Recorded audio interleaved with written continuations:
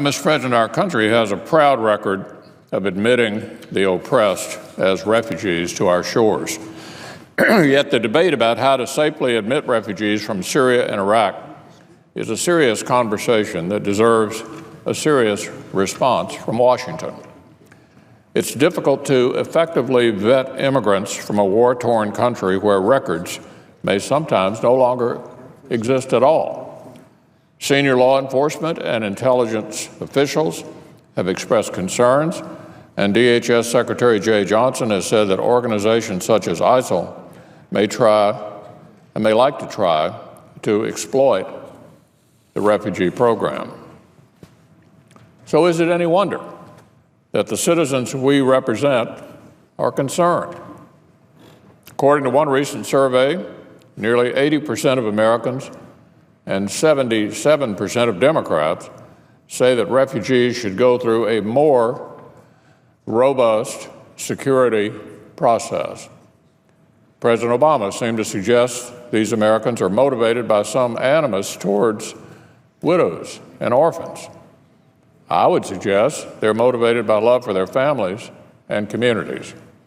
I'd remind the President that this country has a proud tradition of compassion, and we've settled millions of refugees from around the world. Many Americans are telling us they want to continue helping others, but they want to do it in a smarter and more secure way. So I want to say this, Mr. President, before moving forward. In his State of the Union address, President Obama decried the political divisions that have widened during his presidency. He called for cooperation and a more elevated debate. He warned that democracy breaks down when the average person feels their voice doesn't matter. Democracy, he said, doesn't work if we think the people who disagree with us are all motivated by malice. So I would ask him to reflect on those words. We each have a choice in this discussion. We can glibly dismiss the sincere concerns of middle-class families, or we can work to unify Americans by pursuing bipartisan and balanced solutions.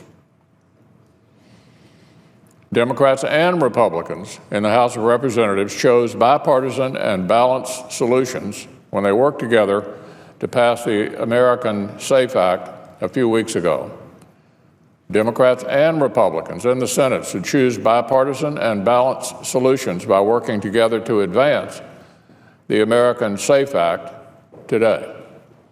The bipartisan bill would allow Washington to step back, take a breath, and ensure it has correct policies and security screenings in place before moving ahead with the refugee program for Iraq and Syria. No wonder dozens of Democrats joined with Republicans to pass this balanced bill with a veto-proof majority over in the House. It's certainly worrying to hear that Senate Democrats are now being pressured to block us from even debating it. I understand that the political pressure to oppose this balanced bill may be intense, but it's also intensely short-sighted, and I would urge our Democratic friends to resist it. Boosting confidence in our nation's vetting process is critical for our citizens, just as it is critical for every refugee who truly needs our help. Our Democratic friends know that a cloud of unfair stigmatization threatens to hang over legitimate refugees so long as Democrats block common sense safeguards to weed out ISIL sympathizers. If our Democratic friends are serious in what they imply about promoting tolerance for widows and orphans and in strengthening security for Americans, they won't vote to block the Senate from debating balanced bipartisan legislation that can advance both priorities simultaneously. Let's work together to enact the American SAFE Act and its reforms, and then let's work together on the root of the problem. Refugees are fleeing Syria because of a brutal civil war, and they're fleeing Iraq because the terrorist group al-Qaeda in Iraq has evolved into the largest terrorist group in history, ISIL. So the ultimate solution is to make the region somewhere they can return to. Here's what hasn't helped: the precipitous withdrawal of our advice and assist force from Iraq, the indecision attached to drawing and erasing of red lines in Syria, mocking the genuine concerns of American citizens here at home.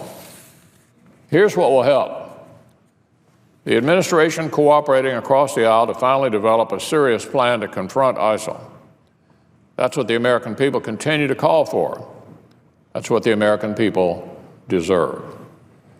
And it's what the administration will pursue if it's truly serious about helping both our country and the victims escaping this brutal terrorist group.